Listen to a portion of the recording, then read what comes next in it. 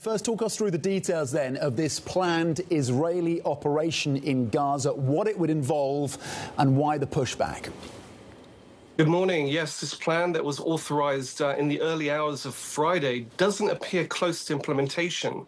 For that, we would expect to see the mobilization of potentially tens of thousands of troops as reinforcements. Nonetheless, it set off a surge of condemnation over the weekend, both internationally and domestically, with Israelis, both to Netanyahu's right and left, saying they're unhappy with it.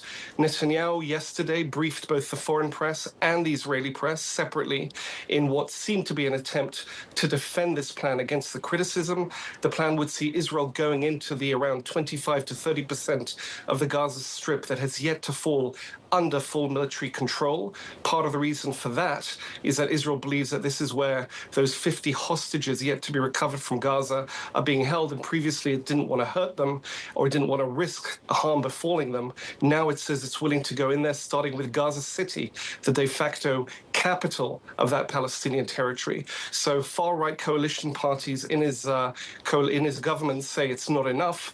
They want a full sweep. They want promises that the entire Gaza Strip will be taken over, perhaps annexed eventually, whereas there are those, especially relatives of the hostages, who think this is a needless endangering of the hostage, a needless protracting of a war that has lost popular support within Israel. And Dan, in terms of the foreign condemnation of Israel, and we're hearing growing calls from countries like Australia potentially looking to recognise a Palestinian state alongside the UK, which is making moves to do that potentially as soon as September. This at a time when, of course, the campaign by Israel in Gaza continues. And we've seen reports now that journalists have been targeted. We know that many have already died in Gaza, but journalists from Al Jazeera have been targeted. What is the latest in terms of what we know about these Al Jazeera journalists who have been killed in Gaza? Indeed, overnight, a tent was struck by Israel, killing at least 4 members of that news operation, the Qatari-owned news operation Al Jazeera.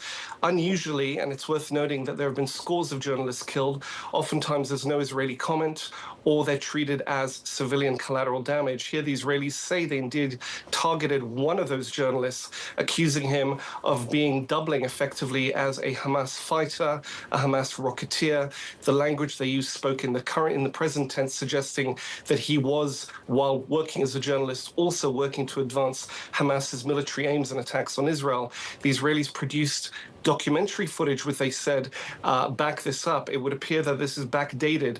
The documents they had suggested that they had Hamas ties several years ago, 8 or 7 years ago. What's interesting here, especially beyond the angle of an attack on journalists, is the geopolitical aspect, given that Al Jazeera is a flagship operation of the Qatari state. Qatar, despite its troubled relationship with Israel, is still important to the Israelis, certainly as a mediating country with Hamas when it comes to now stalled efforts for a ceasefire. This will not be well received in Qatar. The question is whether the Qataris will choose to respond on the diplomatic track vis-a-vis Israel by, for example, officially shutting themselves off as a mediator should those ceasefire talks resume.